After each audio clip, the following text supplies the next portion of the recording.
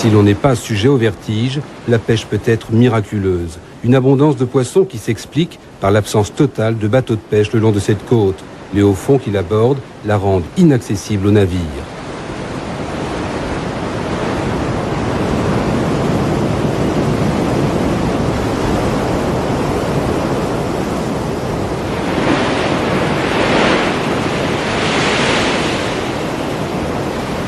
Le matériel de pêche, lui, ne nécessite qu'un minimum d'investissement, essentiellement une longue canne en bambou et un moulinet. Reste la technique, le doigté du pêcheur et son intuition. En bas, dans l'écume des vagues, il y a des courbines, des sards, des dorades et pour les plus chanceux, des barres.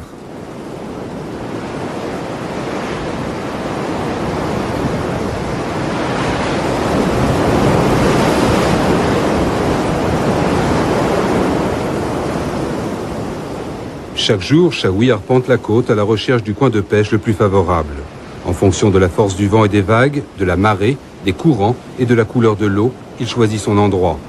Chaoui connaît chaque pierre, chaque prise de cette falaise. Le moindre faux pas serait fatal.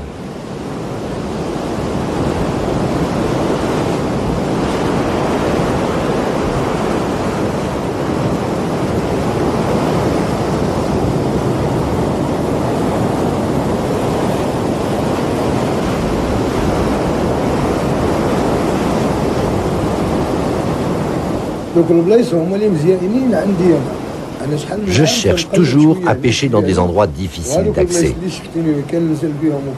là où il y a du poisson.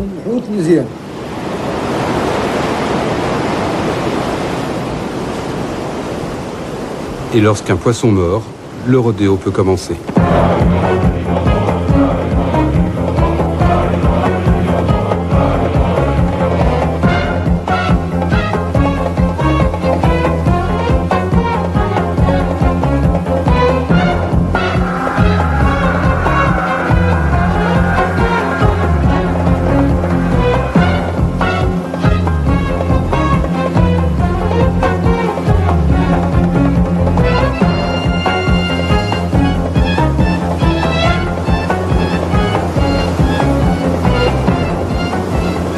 Il est un accessoire dont aucun pêcheur ici ne se sépare. Un anneau métallique muni de crochets au bout d'une longue corde.